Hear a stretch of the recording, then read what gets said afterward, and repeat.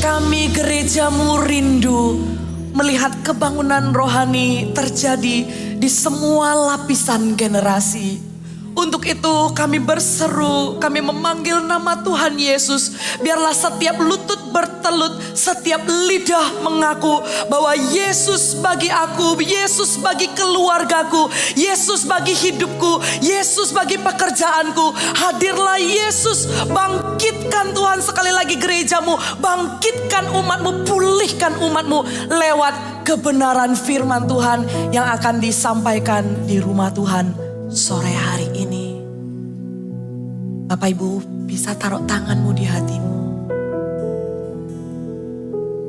Mari kita sama-sama rasakan detak jantung, detak hatinya Allah Bapa, detak jantungnya Tuhan. Engkau ditemukan di rumah ini gak sebuah kebetulan. Engkau ada di gereja ini ibadah jam 4, gak kebetulan. Setiap ibadah ada porsinya. Dan saya rasakan begitu kuat di ibadah jam 4 ini.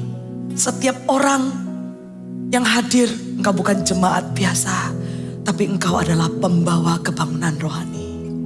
Engkau adalah orang-orang yang akan membawa kebangunan rohani kemanapun engkau pergi. Rasakan isi hati Tuhan. Rasakan detak hati Tuhan. Kami bawa hati kami Tuhan. Tanah hati yang baik ditaburi firman dan kebenaran akan bertumbuh berkali-kali lipat. Bukan saja kami menjadi semakin serupa dengan Kristus, tapi kami akan melakukan pekerjaan yang Tuhan Yesus lakukan. Dan Tuhan Yesus mengatakan melakukan pekerjaan yang bahkan lebih besar. Anda percaya saudara? Kalau Anda percaya katakan pakai aku Tuhan. Sekali lagi katakan pakai aku Tuhan. Terima kasih Tuhan, berbicaralah kepada jemaat-Mu, Roh Kudus bekerjalah di tengah-tengah kami. Urapi hamba-Mu lidah bibir ini, setiap kata yang disampaikan adalah isi hati-Mu. Kami siap dengan hati yang haus dan lapar mendengarkan firman Tuhan. Maka setiap orang benar-benar dengan hati yang haus dan lapar, di dalam nama Tuhan Yesus boleh sama-sama katakan amin. Haleluya, berikan tepuk tangan buat Tuhan Yesus.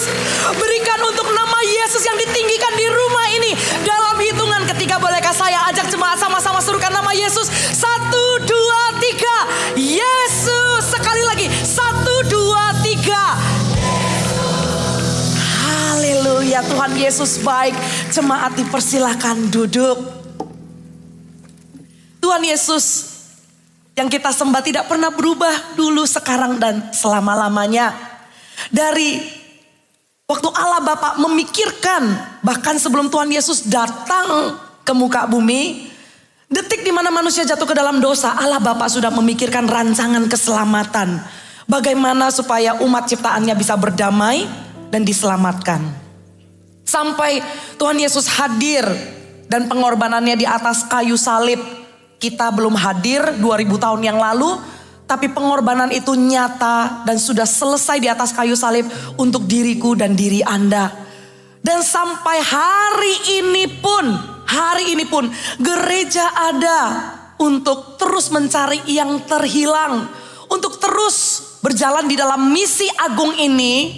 Misi yang sudah jadi planningnya Allah Bapa dari awal sampai Tuhan Yesus hadir. Sampai nanti kedatangan Tuhan Yesus yang kedua kali, sampai bumi berlalu. Gereja hadir dan gereja ada untuk terus mencari yang terhilang. Untuk melihat kebangunan rohani dan perubahan hidup terus terjadi. Yang percaya katakan amin. Kita ada di rumah Tuhan mengalami pertobatan, tidak selesai sampai di sana saja. Tapi tidakkah setiap dari kita setelah bertobat dan bergereja tetap ada perubahan hidup yang menyusul, yang membuat kita semakin indah dan semakin serupa dengan gambar dan rupa Kristus. Amin. Hari ini sepanjang hari saya menyampaikan khotbah tentang mencintai rumah Tuhan. Mencintai gereja dengan pengaplikasian apa yang kita bisa lakukan untuk mencintai gereja. Ibadah pertama saya sampaikan sampai ke 5 dengan peran yang berbeda-beda boleh ditampilkan. Sehingga Bapak Ibu bisa ikuti nantinya. Karena setiap peran ini kita dipanggil untuk melakukannya. Semua peran ini, yang pertama untuk kita menjadi saudara seiman dalam tubuh Kristus, bagaimana di gereja kita hidup berdampingan dengan orang percaya. Karena di gereja orang percaya berkumpul, orang percaya gak hidup sendiri, tapi bersekutu dan beroleh persekutuan dengan orang percaya lainnya. Nah, bagaimana kita menjadi saudara seiman di dalam tubuh Kristus ini? Yang kedua, menjadi pembangun rumah Tuhan. Yang ketiga tadi, menjadi saksi bagi Kristus dan gerejanya. Ibadah yang sekarang ini menjadi pembawa kebangunan rohani.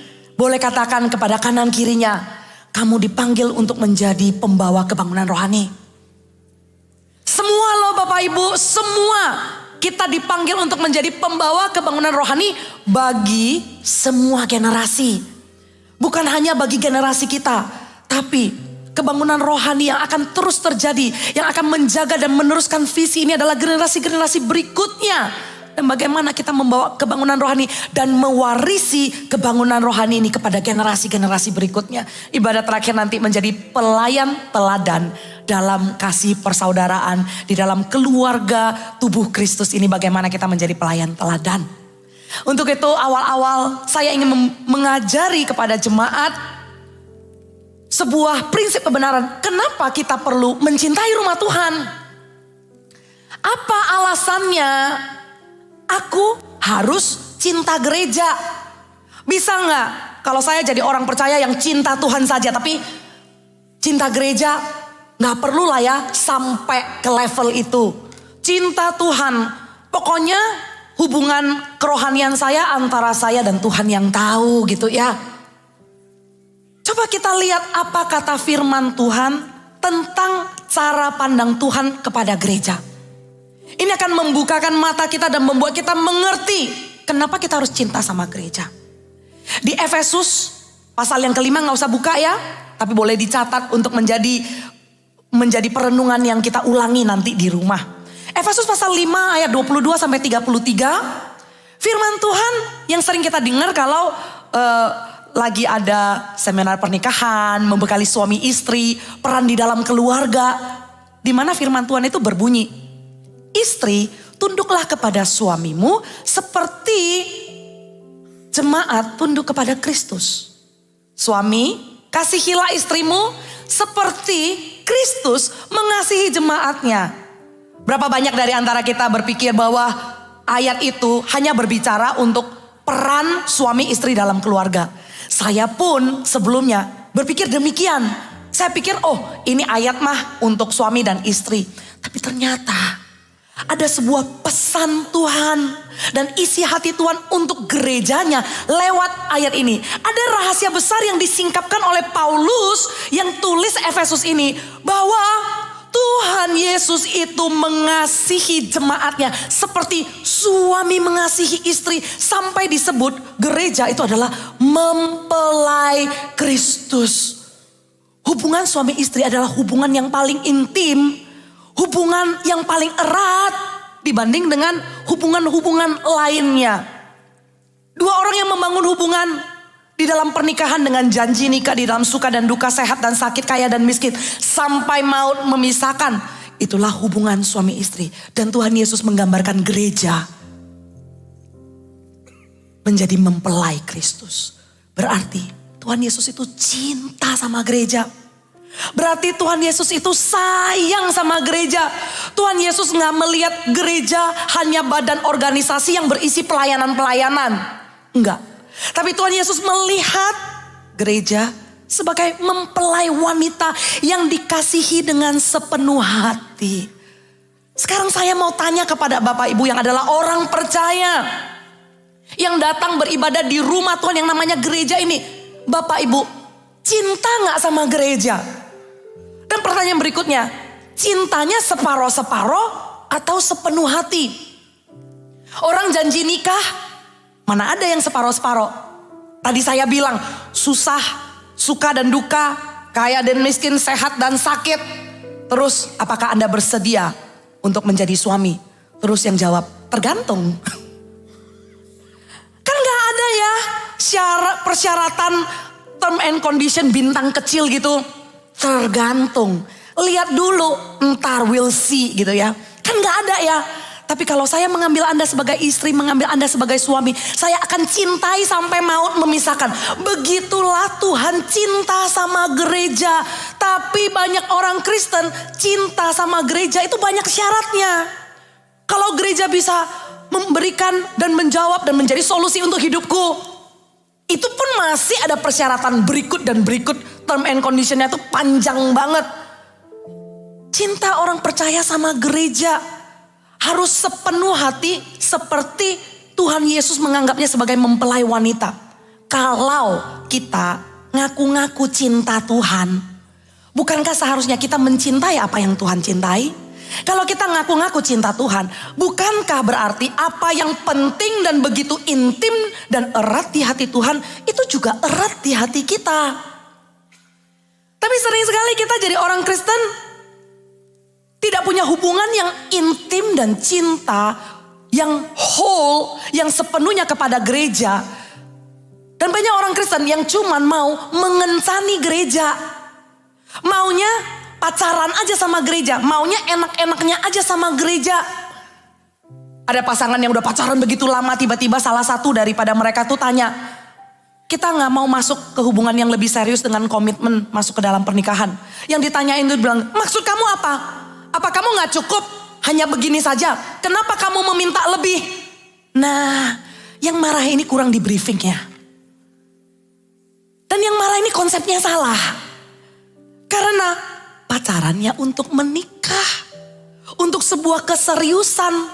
Untuk sebuah komitmen. Untuk menerima satu dengan yang lain. Dan janji sehidup semati. Itu kan pacaran untuk menikah. Mental orang yang mengencani gereja adalah orang yang takut komitmen. Orang yang tidak mau terlibat lebih. Orang yang menjaga apa yang dia bisa berikan. Menjaga apa yang bisa dia terlibat lakukan di gereja. Oh, jangan jauh-jauh. Jangan terlibat terlalu banyak. Takut komitmen, berpusat kepada diri sendiri. Hanya mau interaksi sosial. Aku di gereja, aku mau ketemu komunitas yang baik. Tapi sebatas itu aja. Cintaku sampai sana aja. Hanya mau aktivitas, kumpul-kumpul. Apa yang gereja bisa lakukan bagi saya, menjadi kritis. Mental konsumen, mencari produk dan program terbaik. Dan akhirnya tidak bisa setia. Bagaimana pasangan bisa setia kalau pasangan itu kerjanya hanya menuntut saja? Bukankah cara terbaik untuk pasangan kita berubah? Saya yakin di ruangan ini banyak yang menikahnya jauh lebih lama dari saya. Saya masih perlu banyak belajar. Tapi dari pernikahan saya sendiri pun saya ingat-ingat dan saya flashback. Tahun pertama saya menikah dan hari ini banyak perubahan baik yang terjadi. Saya puji Tuhan karena suami saya sampai hari ini dia tidak bilang begini, kamu tuh berubah, kamu tuh gini, kamu coba lihat, kamu tuh begini. Puji Tuhan sampai hari ini ya, suami saya gak menuntut, tapi justru dia bisa menerima saya apa adanya. Dan dari penerimaan itu saya justru banyak berubah. Saya ingin menjadi orang dan pasangan yang lebih baik.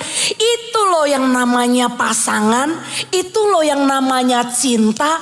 Menerima dan tidak menuntut. Tapi kita tahu kan kalau di dalam pernikahan ada tuntutan-tuntutan yang kadang gak masuk akal. Ada tuntutan yang gak berprinsip. Dari odol mau dipencet di tengah atau pencet terakhir. Itu bisa menjadi gempa bumi. Perang dunia. Bisa ada perbedaan yang besar banget. Saya berikan salah satu contoh sederhana ya. Saya kalau di dapur masak, saya usahakan selesai masak itu gak ada jejaknya. Gak ada cipratan minyak, gak kelihatan kayak orang masak lah ya. Nah, suami saya ini juga pintar masak. Tapi jangan dilihat dong selesai masak. Wah, itu kayak habis masuk perampok 20 orang. Karena waktu dia masak, dia gak prepare dulu semuanya. Tapi dia akan seperti chef, kecap, wijen, nih gitu ya. Terus habis itu ya udah ditaruh gitu. Jadi Saya suka masakannya, tapi saya gak suka prosesnya. Saya sebel ngelihat berantakannya tuh kayak begitu. Jadi ngoceh-ngoceh lah si istri ini gitu ya. Dimasakin gak syukur malah ngoceh-ngoceh. Wah, protes terus berantakan. Kamu kenapa sih gak bisa lebih rapi gitu ya. Puji Tuhan ya suami saya tuh gak komplain, gak ngoceh-ngoceh ke saya. Yang ngoceh ini saya, Oh, satu kali saya lagi pertemuan di gereja ya. Lagi ada konser doa. Pulang-pulang saya lihat ada makanan di meja ya. Saya lihat ada makanan di meja. Wah, saya terharu. Harusnya terharunya itu ya benar-benar terharu. Terus wah, thank you udah dimasakin. Tapi ya dasar Yayan kayak gini nih modelannya. Abis ngeliat kayak gitu, saya langsung ngecek dapur dulu. Gitu ya. Ngecek dapur dulu ini makan sih makan, enak sih enak, tapi urusannya kan panjang ya. Habis ini aku harus bersihin ya. Bapak Ibu tahu, waktu saya lihat masakan, saya belum makan, udah siap-siap mau ngomel nih. Saya jalan ke dapur, saya lihat dapur kinclong, nggak ada jejaknya. Tahu pada saat itu, saya sedihnya minta ampun. Saya bukan senang, saya sedih. Saya dalam hati mikir begini, apa yang telah saya lakukan sehingga suami saya melakukan sesuatu yang bukan dirinya. Harusnya dia bebas menjadi dirinya sendiri. Ya dia kayak begitu sih senang aja ya. Tapi ini pengalaman saya secara pribadi. Saya tuh sedih ngelihatnya. Loh, ini bukan Wiki yang saya kenal. Kenapa dia berubah untuk saya? Saya tiba-tiba ada satu momen tuh saya sedih. Saya mikir-mikir gak apa-apa sih sebenarnya kalau kamu berantakan apa adanya. Ya gak apa-apa lah. Aku akan terima dan aku akan tetap cinta sama kamu. Masa sih abis saya lihat wah berantakan dan semuanya itu saya bilang udah kita pisah kakak aja. Namanya hubungan suami istri saling menerima. Itu juga yang Tuhan harapkan di gereja. Itu juga yang Tuhan harapkan untuk kita tidak menjadi mental konsumen yang aku cuma mau ininya dari gereja tapi aku gak mau itunya. Aku suka ininya tapi aku tidak suka ininya. Jemaat yang dikasihi Tuhan. Kalau Anda adalah jemaat sore yang sudah komitmen beribadah di GMS. Tuhan mau Anda mencintai gereja ini sepenuhnya. Bukan menjadi pengamat di rumah Tuhan. Bukan menjadi orang yang cuma ambil baiknya, programnya, aktivitasnya, temannya, sosialnya. Tapi Anda tidak punya api dan kobaran yang menyala-nyala untuk mengasihi Tuhan dan pekerjaannya. Karena kenapa? Kalau gereja adalah mempelai Kristus, tidak ada satu hal apapun yang tidak diberitahukan. Benar apa benar? Semua rahasia akan diceritakan kepada pasangan kan? Karena kenapa? Ya orang yang hubungannya paling intim, paling dekat. Tuhan akan beritahu rahasia pekerjaan kerajaan surga. Dinyatakan di gereja. Bukan hanya untuk ibadah umum saja. Tapi di gereja ada semua lapisan usia, semua penggembalaan dari anak-anak, orang muda sampai kepada dewasa, sampai kepada senior. Tuhan akan menyatakan segala isi hatinya kepada mempelai Kristus, yaitu gereja. Nggak bisa dipungkiri.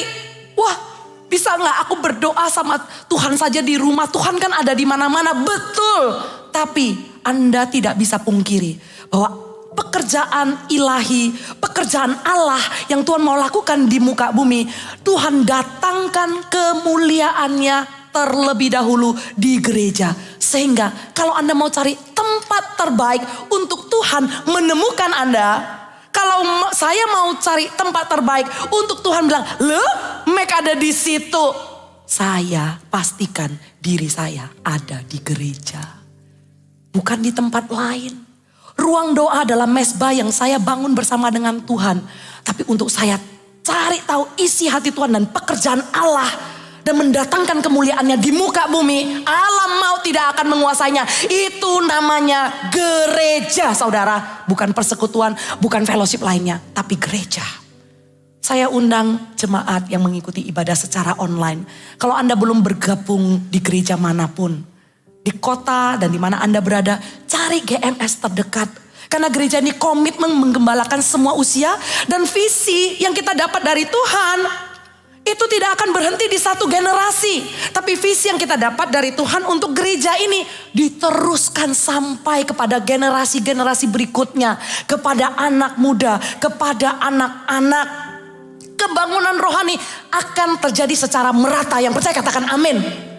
Kebangunan rohani bukan, oh itu KKR anak.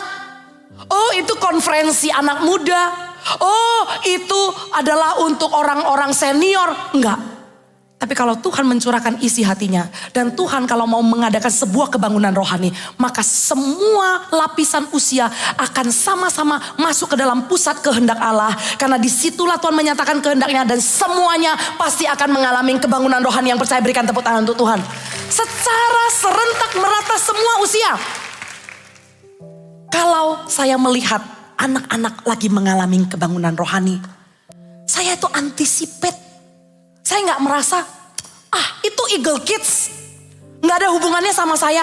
Itu anak muda kok. Udahlah biar anak muda itu waktunya mereka. Tapi kalau kita mencintai rumah Tuhan, kita tahu ya rumah Tuhan itu pusat kehendak Allah bagi semua generasi.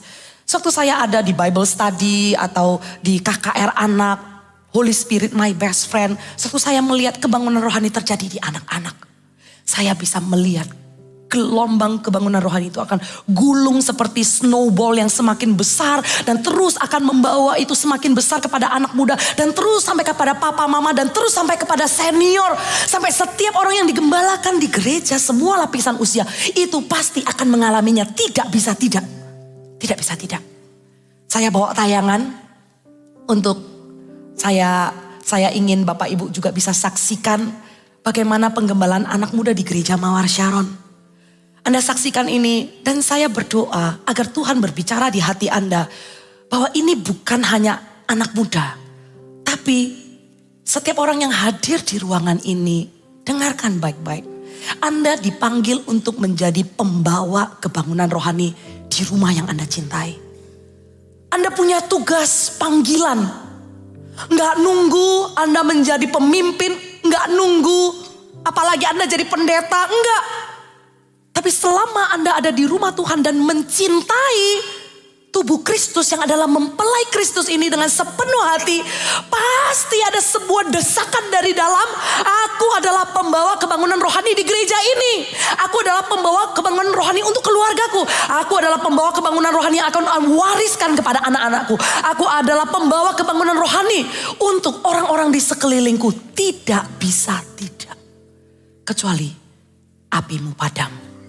Tapi saya percaya gak ada yang padam di tempat ini. Api kita terus menyala-nyala dan berkobar-kobar. Amin.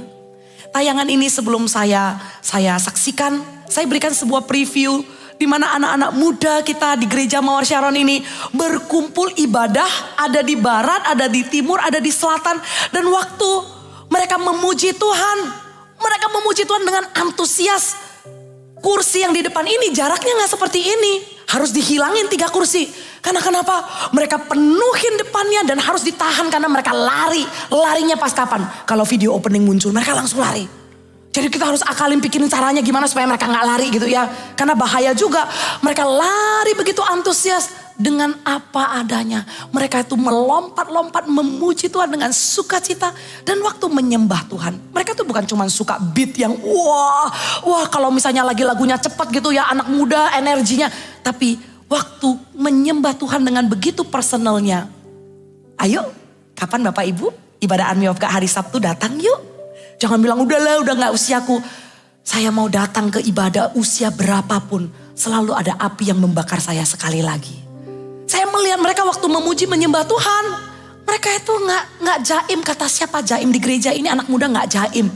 Mereka mengambil posisi terbaik. Mereka lupakan temannya kanan kirinya. Mereka kalau mau bersujud, mereka bersujud. Mereka gak peduli kanan kirinya. Mereka kalau mau tersungkur. Mereka gak peduli mereka pakai baju apa. Mereka habis facial atau gimana. Ya udah tersungkur mereka. Benar-benar antara mereka dengan Tuhan. Sebuah pemandangan yang begitu indah. Anak-anak muda yang digembalakan di Army of God. Dan mereka melayani di dalam pelayanan-pelayanan yang ada. Mempersiapkan diri bukan cuma melayani generasinya. Tapi mereka juga inisiatif datang ke ibadah anak. Kalau ibadah Army of God jam 4, kadang jam 1 mereka udah datang. Jam 1 ada ibadah apa? Eagle Kids, anak-anak SD kelas 4 sampai 6 yang berkumpul. Mereka datang, mereka ngajarin ushernya. Mereka mau lihat pelayanannya apa yang bisa dibantu. Hati mereka untuk generasi adik-adiknya. Karena mereka bukan cuma ngelihat, pokoknya AOG saja. Di gereja ini semua lapisan generasi bersama-sama menginginkan kebangunan rohani. Bapak Ibu tahu, sebulan minimal 2 kali gembala-gembala di gereja ini kumpul. Gembala anak, saya yang gembala anak muda, Pastor Yohanes, Pastor Liang, Pastor Albert, Pastor Oke. Semua kita berkumpul dan kita cerita bagaimana kegerakan di anak-anak, kegerakan di anak muda. Kita semua saling update. Di gereja ini gak ada yang urusan sendiri-sendiri. Di gereja ini gak ada yang, ya udah ibadah umum, ibadah anak muda, Eagle Kids. Enggak.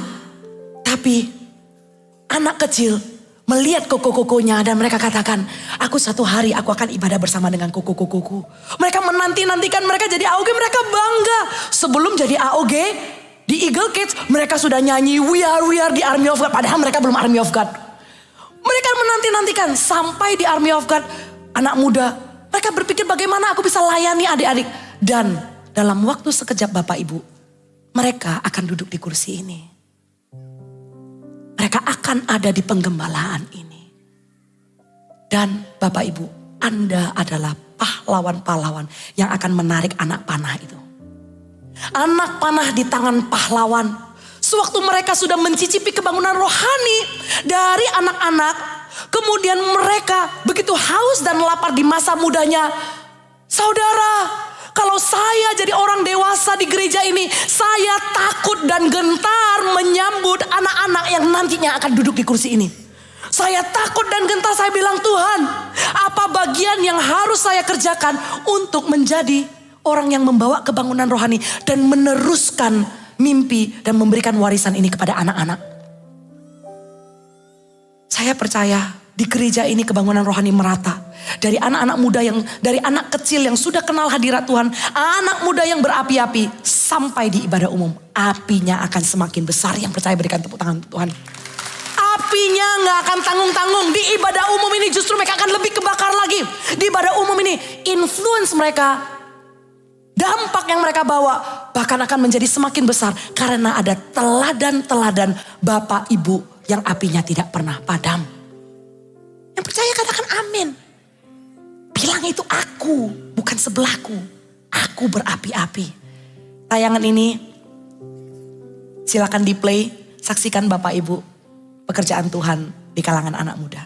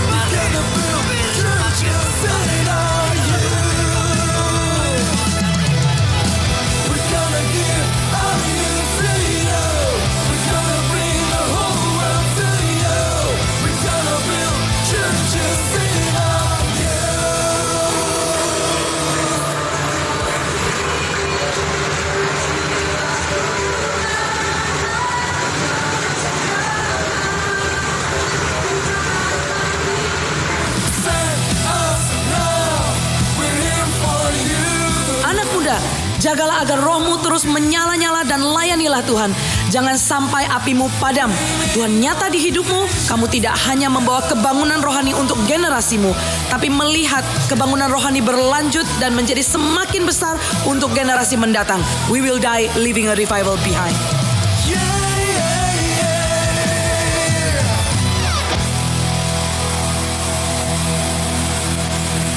Haleluya. Mari kita sama-sama kerjakan. Jangan lewat satu momen yang Tuhan akan kerjakan di dalam hidup anak muda di bulan Maret ini. Anak muda, kalau engkau hadir di ibadah ini, saya mau melihat Anda hadir di Army of God Conference di bulan Maret. Conference ini bukan conference yang hanya diadakan tahunan. Tapi setiap tahun ada visi dan isi hati dan pengurapan baru yang akan dicurahkan. Bapak Ibu, bagian daripada Anda yang bisa Anda lakukan sebagai pembawa kebangunan rohani. Pastikan anak-anak di rumah gak tinggal diam aja. Tapi pastikan mereka mengikuti conference ini. Biar ada sebuah sejarah baru yang Tuhan lukiskan dalam hidup mereka.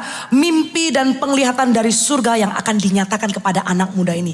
Tanggal 8 dan 9 Maret. Dan sebelum 8 dan 9 Maret itu, kita akan mulai dulu dengan Pondok Daud dipulihkan. Kita nanti-nantikan anak muda berkumpul, tapi gak dibatasi hanya anak muda. Tapi gereja Tuhan, umat Tuhan berkumpul memuji dan menyembah Tuhan sama-sama. Di tanggal 7 ada live recording Army of God album kedua. Haleluya. Puji Tuhan. Anak-anak ini waktu menciptakan lagu mereka mendoakan supaya lagu ini waktu didengarkan bisa menjamah hidup banyak anak muda untuk mereka bisa kenal Tuhan. Kita sama-sama kerjakan, kita ambil bagian yang kita bisa lakukan. Amin Bapak Ibu. Nah, bagaimana kita mengambil peran sebagai orang yang mencintai rumah Tuhan untuk menjadi pembawa kebangunan rohani. Setelah Anda dengarkan bagaimana Tuhan mencintai rumah ini dan menggembalakan semua generasi, apa yang kita bisa lakukan? Langkah-langkah yang kita bisa ambil untuk menjadi pembawa kebangunan rohani. Jangan melihat kata-katanya begitu besar ya. Wah, pembawa kebangunan rohani berarti saya tuh harus berkhotbah. Enggak. Ada langkah-langkah sebagai domba yang digembalakan jemaat, anggota tubuh Kristus yang kita bisa lakukan untuk menjadi pembawa kebangunan rohani. Kita lihat Mazmur 1 ayat saja, 127 ayat 4. Mazmur 127 ayat 4 bunyinya, seperti anak-anak panah di tangan pahlawan, demikianlah anak-anak pada masa mudanya. Boleh saya minta dengan suara yang terbaik, karena di depan saya adalah pahlawan-pahlawan yang akan menarik busur dan melesatkan anak-anak muda ke depannya tepat sasaran. Dengan suara yang terbaik, gak akan kita ulangi lagi. Kita baca sama-sama dalam hitungan ketiga. 1, 2, 3. Seperti anak-anak panah di tangan pahlawan, demikianlah anak-anak pada masa mudanya. Bapak Ibu, anak panah ini ada di tangan kita semua. Bagaimana kita menarik busurnya, bagaimana kita menyimpan anak panahnya, bagaimana kita merawatnya akan menentukan sasarannya. Bagaimana kita menjaga anak panah ini sehingga kebangunan rohani terus diwariskan dan terus menjadi semakin besar. Ada 5 hal yang saya ingin bagikan tentang anak panah. Kita bisa catat sama-sama. Yang pertama, anak panah dibentuk dan disimpan dengan hati-hati. Jadi anak panah itu bukan tumbuh di pohon, itu namanya buah. Anak panah itu harus dibikin. Anak panah itu harus dibentuk. Dicari kayunya, dicari bulunya, dicari besinya, jenis kayunya. Dibentuk dengan sebuah kerajinan tangan. Beratnya, panjangnya, lurusnya. Semua diperhatikan dengan detail. Dibentuk. Anak panah. Di mana anak-anak rohani atau anak-anak kita. Firman Tuhan seperti pedang bermata dua. Berlaku untuk semua kita, bukan hanya kepada orang yang punya anak atau keturunan. Tapi kalau Anda adalah anak muda, Anda juga adalah pemimpin di dalam gereja Tuhan. Semua kita adalah pemimpin. Karena kenapa? Sekali kita bersaksi orang mendengar, kita sudah menjadi pemimpin. Amin. Anak-anak rohani kita bagaimana kita menjaganya. Anak panah itu dibentuk. Anak rohani dan anak kita dibentuk karakternya. Mengenal karakter mereka seperti memilih kayu. Tahu karakter anak ini seperti apa? Bukan memaksakan untuk anak ini punya karakter seperti kacamata kita. Kalau ada anak yang tidak terlalu kelihatan leadershipnya, kepemimpinannya gitu ya. Dia lebih pemalu. Jangan paksakan karakternya karena melihat anak orang lain yang lebih berani ketemu orang, yang lebih berani berbicara kepada orang, yang lebih berani memimpin temannya. Kemudian kita paksakan supaya, loh kamu kenapa gak jadi seperti dia? Kenapa kamu takut ketemu orang? Kenapa kamu takut begini dan begitu? Kenali karakter anak kita.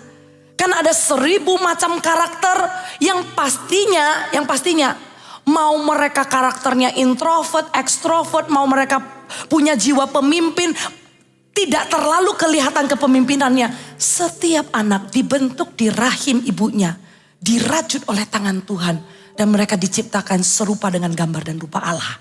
Bapak Ibu, bisa gak anak panah ini dilihat dengan kacamata Tuhan? Bukan. Dengan ekspektasi mereka punya karakter yang kita mau. Jadi anak cowok gak boleh cengeng gitu ya. Sering ya dengar kalau di budaya Asia, anak cowok gak boleh nangis, anak cowok gak boleh cengeng. Kalau di generasi saya, papa mama, saya sering dengar kayak begitu. Cowok itu gak boleh menangis. Kalau begitu kenapa Tuhan ciptakan air mata untuk cowok? Buat apa? Bersihin kaki istrinya, kan enggak kan? Air mata ya untuk menangis lah ya. Seperti wanita yang menangis dan mencuci kaki Tuhan Yesus gitu. Air mata untuk menangis. Tapi karakter itu kadang dibantah dan cowok gak boleh seperti itu. Pembentukan karakter bukan dengan ekspektasi yang kita miliki untuk anak itu. Tapi pembentukan karakter itu diarahkan mulai daripada apa kata firman Tuhan. Prinsip kebenaran itulah yang menjadi standar karakter. Biarkan anak-anak muda kita itu punya karakter yang takut akan Tuhan. Karena itu adalah permulaan pengetahuan. Katakan amin. Takut akan Tuhan dulu. Karena itu adalah permulaan untuk mereka punya hikmat dan pengetahuan. Butuh waktu dan tenaga sih memang. Butuh kesabaran untuk membentuk. Karena anak panah itu gak jadi begitu saja. Dan sewaktu membentuk anak panah ini udah jadi, gak dilempar-lemparin di lantai. Ada tabung untuk menyimpan anak panah. Dan Bapak Ibu, anak panah itu disimpan vertikal, tegak. Jadi cara penyimpanan yang terbaik untuk anak panah bukan horizontal, tapi vertikal. Berbicara tentang apa penyimpanan anak panah ini? Berbicara tentang komunitas. Berbicara tentang dengan siapa mereka bergaul. Berbicara tentang kita mengerti anak-anak kita berinteraksi dengan siapa. Bergaul dengan siapa. Dan disitulah anak panah itu disimpan. Anak panah itu gak mungkin disimpan di tempat yang basah. Terbangnya gak lurus nanti. Begitu juga dengan komunitas anak muda. Kadang anak-anak yang bergaul di tempat yang tidak benar atau bersama dengan orang yang salah, punya kemungkinan yang besar, dan alasan ini banyak saya temui. Karena mereka tidak mendapat perhatian orang tuanya. Sehingga mereka sengaja bergaul dengan orang yang salah. Dan sengaja pergi ke tempat yang salah. Karena tidak pernah dicari sama orang tuanya. Aku gak pernah dicari. Kalau sendok sama aku yang hilang, sendok duluan yang dicari. Tupperware duluan yang dicari. Sehingga mereka ada pemberontakan dari dalam karena gak diperhatikan. Mereka hidup sembarangan, bergaul dengan sembarangan. Ternyata mereka itu perlu perhatian, dan pastikan mereka secara sengaja disimpan di tempat yang kering dan vertikal dan ada di komunitas yang benar. Cari komunitas mana lagi Bapak Ibu kalau di gereja menggembalakan semua usia dan kehendak Tuhan dinyatakan kepada semua generasi. Saya senang melihat anak muda beribadah dengan orang tuanya hari Minggu. Tapi ada porsi kebenaran firman Tuhan yang khusus berbicara kepada karakter anak-anak muda di ibadah Army of God. Dukung dan support anak-anak muda untuk datang ke ibadah Army of God. Untuk karakter mereka tuh dibentuk sejak dini. Tapi Bapak Ibu, saya mengatakan begini. Peran gereja tidak bisa menggantikan pentingnya peran orang tua untuk terus membentuk mereka dan menyimpan mereka di tempat yang benar. Bukan di tempat yang basah. Yang kedua, anak panah selain daripada dibentuk dan disimpan dengan hati-hati, Dikatakan begini, anak panah dipakai dengan keterampilan. Mau anak panahnya sebagus-bagus apapun, tapi kalau misalnya yang pakai nggak tahu cara pakainya, anak mau turunan DNA dan gen yang pintar dari orang tua pun, tapi kalau tidak diperlengkapi dengan keterampilan, mereka pun tidak bisa melesat. Keterampilan seperti apa yang perlu diperlengkapi untuk anak panah, anak muda ini? Kita tahu bahwa ada keterampilan skill yang berupa ya keterampilan. Tapi yang kedua ada yang namanya people skill. Itu juga perlu diajarkan kepada anak panah untuk mereka melesat. Tidak cukup hanya mereka punya nilai baik. Udah pokoknya kamu sekolah baik-baik aja, sekolah baik-baik aja. Kita tahu ada di budaya Asia yang mementingkan untuk punya nilai bagus, akademis bagus. Ada di mana-mana sih ya. Rata-rata Asia ya, kita tahu ada budaya. Pokoknya kamu sekolah tinggi-tinggi. Karena mama belum sempat sekolah tinggi-tinggi. Kamu harus punya nilai yang bagus. Supaya kamu dapat pekerjaan bagus, supaya kamu dapat gaji bagus. Lantas, kalau dapat pekerjaan nilai tinggi, dapat gaji bagus, dapat nilai bagus. Tapi kemudian kehilangan satu-satunya yang jauh lebih penting dari semuanya itu, yaitu kekekalan. Untuk apa Bapak Ibu? Ajarkan kepada mereka people skill dan social skill juga. Ditemui anak-anak muda gitu ya, kadang simply, sesederhana, kadang mereka gak ngerti ya. Sesederhana gak ngerti. Waktu mereka datang ke rumah orang, gak sapaan gitu ya. Sederhana kan, gak sapaan. Atau waktu makan, mereka belum diajarin social skill. Itu penting loh Bapak Ibu. Kita gak bisa terlalu santai. Dan jangan sampai kita berpikir begini. Udahlah nanti biar dunia aja menghajar dia. Aduh Bapak Ibu, dunia penuh dengan serigala, tega sekali. Masa anak muda kita katakan udah biarkan nanti di masyarakat dihajar sama masyarakat. Bapak Ibu, berdoalah jauhkan cawan itu dari anak muda. Tapi justru belajar people skill, social skill dari masa muda. Bagaimana mereka harus menyapa, bagaimana kalau makan di meja makan. Itu jangan emosi kalau lapar, tapi utamakan yang lebih tua terlebih dahulu. Mungkin ada yang ketawa ya, tapi Bapak Ibu banyak loh anak muda yang gak ngerti. Yang kalau udah namanya makan mereka lupa semuanya. Hanya taunya saya lapar. Saya udah lapar terus gimana dong? Pesanan gak keluar marah. Pesanan udah keluar pokoknya saya makan dulu, duduk dulu. Sementara mengutamakan yang lebih tua dan lain-lain belum diajarkan. Anak panah perlu diajarkan keterampilan, bukan hanya skill-skill secara akademis. Tapi juga people skill, social skill. Coba kita lihat ya Amsal pasal yang 1. Kita lihat sama-sama. Saya bacakan Amsal pasal yang ke-1. Amsal Salomo bin Daud Raja Israel. Begini bunyinya. Untuk mengetahui hikmat dan didikan. Untuk mengerti kata-kata yang bermakna. Untuk menerima didikan yang menjadikan pandai. Serta kebenaran, keadilan dan kejujuran. Untuk memberikan kecerdasan kepada orang yang tidak berpengalaman. Dan pengetahuan serta kebijaksanaan kepada orang-orang muda. Berhenti di sana ya. Dalam 1, 2, 3, 4 ayat ini mengandung yang namanya etika dan etiket. Dua-duanya perlu diajarkan. Sesuatu yang mutlak kebenaran itu adalah etika. Tapi sesuatu yang gak dosa sih, yang gak benar, gak salah. Tapi cuma pintar-pintar jadi orang aja. People skill itu adalah etiket. Itulah yang Amsal katakan. Untuk menerima didikan menjadikan pandai. Pandai apa? Menilai kebenaran, keadilan dan kejujuran. Itu fix. Itu prinsip. Gak bisa dibengkokkan. Tapi kadang ada anak yang tahu kebenaran ya. Tahu kebenaran. Mereka udah menjauhi kejahatan lah ya. Puji Tuhan anak kita aman. Tapi tingkahnya kadang gak menjadi teladan. Tingkahnya itu bikin orang aduh kok gak dewasa-dewasa ya. Nah inilah yang Amsal katakan. Untuk memberikan kecerdasan kepada orang yang tidak berpengalaman. Dan pengetahuan serta kebijaksanaan kepada orang muda. Ternyata bukan cuma etika. Tapi etiket cara bawa diri, social skill itu bisa diajarkan. Amin Bapak Ibu.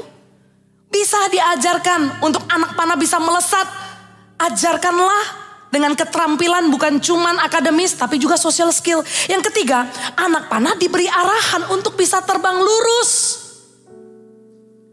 Anak panah kalau nggak difokus, diarahkan, nggak akan kena sasaran. Tapi butuh diarahkan. Butuh tahu caranya mengarahkan. Anak panah yang bentuknya bagus sekalipun. Anak panah yang dibentuk dengan keterampilan tangan yang paling bagus sekalipun. Tapi kalau nggak diarahkan, nggak akan tepat sasaran. Masa depan anak kita tidak akan melesat tepat pada sasaran kalau tidak ada arahannya. Bapak Ibu, putra putri kita perlu diarahkan untuk mengambil jurusan apa. Anak muda, kalau Anda sudah kelas 9 dan ditanyain mau sekolah apa, jangan bilang masih bingung, nggak tahu. Cari arahan. Butuh arahan, butuh pengetahuan. Selain daripada arahan untuk masa depan, ternyata anak panah itu juga harus mengenal musuh. Arahan-arahan untuk memperlengkapi anak muda ini menghadapi musuh. Bukan hanya dibalut dengan segala sesuatu yang aman, tapi mereka nggak tahu betapa jahatnya dunia ini. Bukan membuat mereka takut, bukan membuat mereka was-was, tapi kan kita juga nggak mau ya kalau di Army of God ya, di Army of God anaknya baik-baik, lucu-lucu. Selesai dari Army of God semuanya Hello Kitty gitu loh. Oh, semuanya baik, dimintain KTP untuk kepentingan apa? Mereka merasa all is good. KTP dikasih. Ternyata itu penipuan. Saya kan nggak tahu ada orang jahat di dunia ini. Loh ya gimana sih? Arahan itu selain daripada mengarahkan mereka kepada masa depan, libatkan anak-anak di dalam pembicaraan-pembicaraan yang terjadi di dunia ini. Pembicaraan-pembicaraan yang membekali mereka, yang jadi pembelajaran.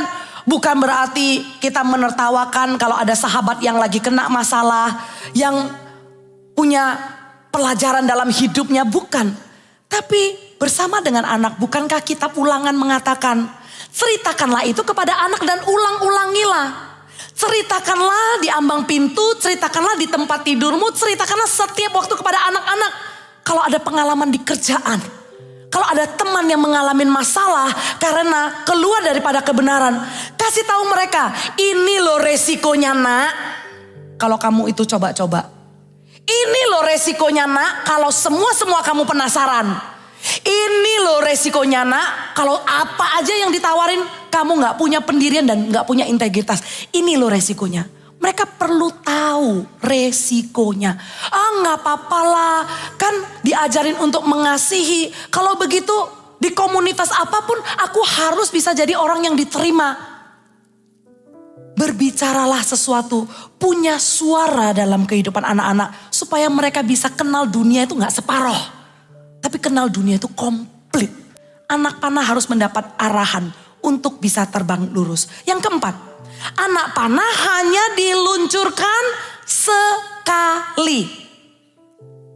Nggak ada panah yang udah dipakai, itu kemudian dipakai lagi. Karena kenapa? Lurusnya, bengkoknya sudah terpengaruh karena sudah diluncurkan. Artinya, kalau anak kita mau sekolah di mana, anak kita minta apa, jangan gampangkan dan remehkan permintaan ataupun keinginan tanpa berpikir panjang. Karena kenapa?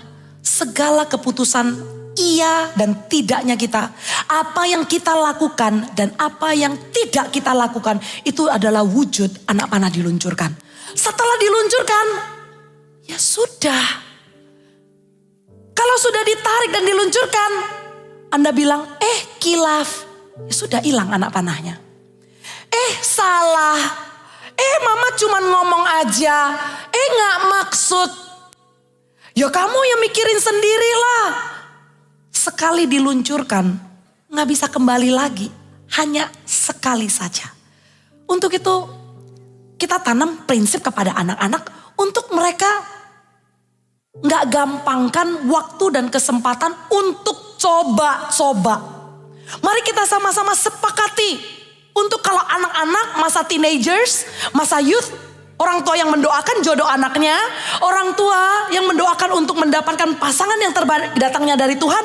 Mari kita sama-sama sepakati. Karena nilai ini diajarkan di Army of God. Agar mereka pacaran untuk menikah. Yang setuju katakan amin. Setuju katakan amin. Kalau memang kita setuju, jangan sampai anak panah ini, udahlah itu temenan aja. Udahlah gak apa-apa supaya dia pengalaman. Kita gak pernah tahu. Sekali kita bilang iya anak panah itu diluncurkan. Dan kalau kita begitu fleksibel dan tidak konsisten dengan nilai yang kita ajarkan, kita nggak tahu itu meluncurnya ke arah mana. Ada potensi untuk tidak kena sasaran. Kalau memang anak kita ditentukan masa depannya tidak mencelakakan dan penuh dengan harapan, jangan sampai kita menjadi pahlawan yang sembarangan menarik. Yang harusnya dia tepat sasaran dalam hidupnya, setelah SMA dia kuliah, kemudian dia masuk ke dalam rancangannya Tuhan. Tapi karena ditarik sembarangan, diluncurkan sembarangan, dia harus ditur lagi, harus makan waktu 2 tahun lagi, 3 tahun lagi. Yang harusnya dia udah mengalami penggenapan janji Tuhan, mengalami delay, penundaan. Hanya diluncurkan sekali. Yang terakhir, anak panah adalah bagian dari kepanjangan kekuatan dan keberhasilan seorang pahlawan. Anak panah ini yang akan menentukan apakah pahlawan ini akan menang dalam peperangan. Anak panah ini adalah kekuatan seorang pahlawan. Kalau di dalam peperangan pasti ada tentara ahli panahnya yang sudah dilatih. Berarti anak panah itu adalah kekuatannya. Anak panah itu adalah kebanggaannya. Anak itu adalah penentu kemenangan dari peperangannya. Demikianlah anak panah di tangan pahlawan, yaitu anak-anak muda di gereja ini. Ditentukan oleh pahlawan-pahlawan yang sudah ikut Tuhan, takut akan Tuhan, hidup mewarisi iman kepada anak-anaknya. Anak-anak muda ini adalah kepanjangan tangan mimpi kita. Anak-anak muda ini adalah penerus visi kita. Anak-anak muda ini adalah penjaga visi kita. Mereka yang akan memprotek visi 1000 gereja lokal 1 juta murid. Mereka bertumbuh di dalamnya. Bukan hanya anak, tapi juga sampai anak cucu turun temurun. Mereka adalah kepanjangan tangan. Mari kita lihat bagaimana Tuhan akan memakai mereka nanti. Jangan sampai iman kita goyah hanya karena melihat mereka itu sekarang itu ke gereja aja suka nego, saat teduh aja begini, emosinya belum stabil. Terus kita lihat masa bisa sih Tuhan pakai mereka. Hari ini Tuhan katakan mereka adalah kepanjangan kekuatan kita. Mereka adalah kepanjangan keberhasilan kita. Keberhasilan sesungguhnya orang tua yang bermimpi adalah anaknya yang meneruskan mimpinya. Amin Bapak Ibu. 5 hal yang tadi saya sampaikan. Yang pertama, anak panah dibentuk dan disimpan dengan hati-hati. Anak panah dipakai dengan keterampilan. Anak panah diberi arahan untuk bisa terbang lurus. Anak panah hanya diluncurkan 1 kali. Yang kelima, anak panah adalah kepanjangan dari kekuatan dan keberhasilan seorang pahlawan. Mari kita sama-sama lihat dengan mata iman bahwa anak panah di GMS, anak panah anak muda di GMS, waktu diluncurkan tidak akan pulang dengan tangan hampa. Mereka akan menjarah musuh, mereka akan merampas tuayan, dan mereka akan membawa jiwa-jiwa datang dan kebangunan rohani di gereja ini. Amin, berikan tepuk tangan untuk Tuhan.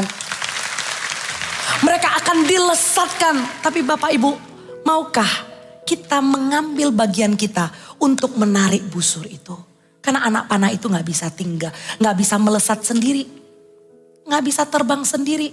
Dibutuhkan tangan pahlawan, dibutuhkan tangan orang tua yang takut akan Tuhan untuk menarik busur itu sehingga mereka melesat begitu cepatnya dan mereka bisa melesat jauh daripada apa yang kita pikirkan dan bayangkan, dan mereka akan tepat kepada sasaran. Mari kita sama-sama bangkit berdiri.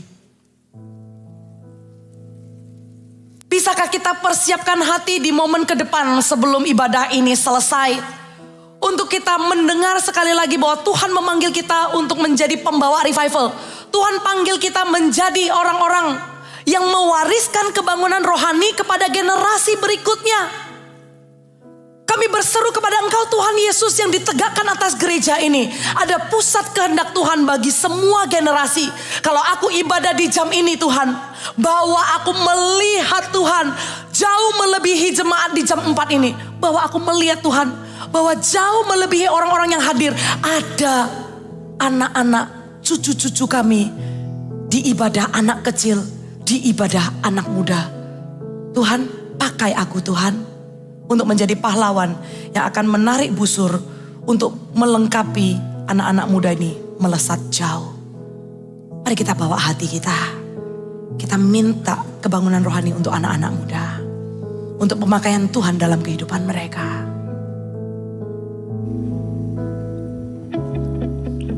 We hear your voice to go forth where your spirit goes. From generation to generation, we rise to the call. Pour your spirit out, stir our hearts, revive your church.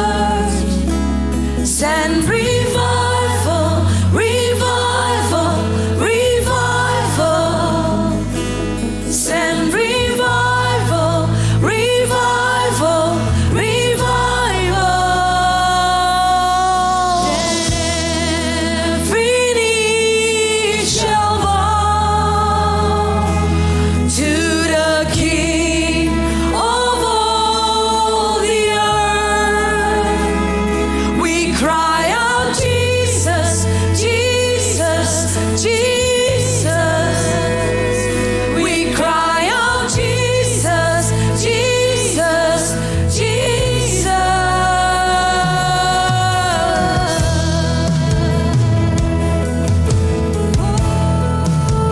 Bangkitkan roh kami Tuhan.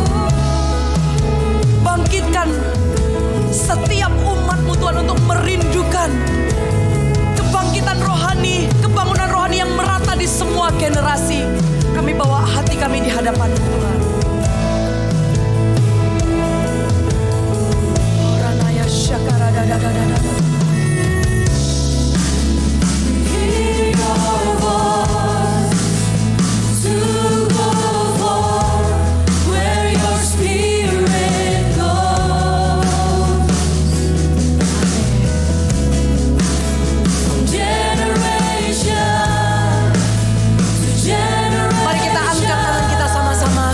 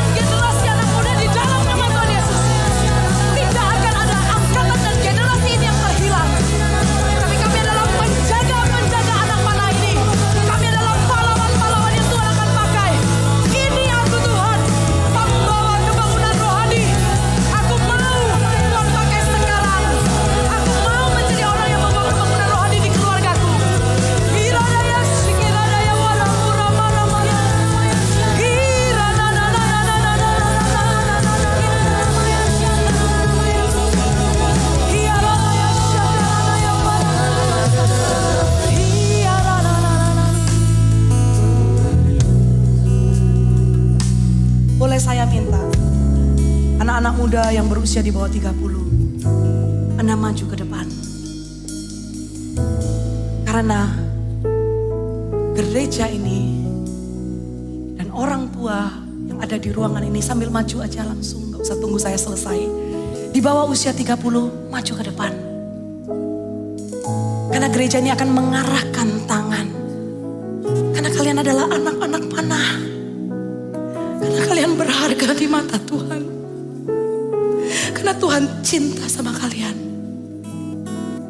Kata siapa kalian itu melesat asal-asalan? Kata siapa kalian itu hidupnya coba-coba? Enggak. Tuhan sudah menetapkan sejak engkau di rahim ibumu. Hidupmu sudah ditulis.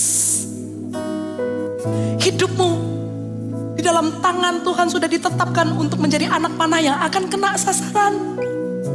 Jangan lagi engkau sia-siakan. Jangan lagi engkau hidup asal-asalan. Tapi di altar ini, seluruh gereja Tuhan bersama dengan seluruh isi surga, saat ini mata Tuhan sedang tertuju kepada Anda yang ada di lorong-lorong juga. Mari kita arahkan tangan kepada setiap anak muda di tempat ini. Shikiradaya warabora bara bara bara bara bara bara bara bara bara bara. Shikiradaya warabora bara bara bara bara bara bara bara bara bara bara bara bara bara. Shikiradaya warabora bara bara bara bara bara bara bara bara. Boleh saya minta pemimpin-pemimpin di family, Anda maju ke depan. Anda doakan anak-anak muda ini, kita ucapkan berkat pengurapan Tuhan atas mereka, atas hidup mereka. Tumpang tangan kepada anak-anak muda ini.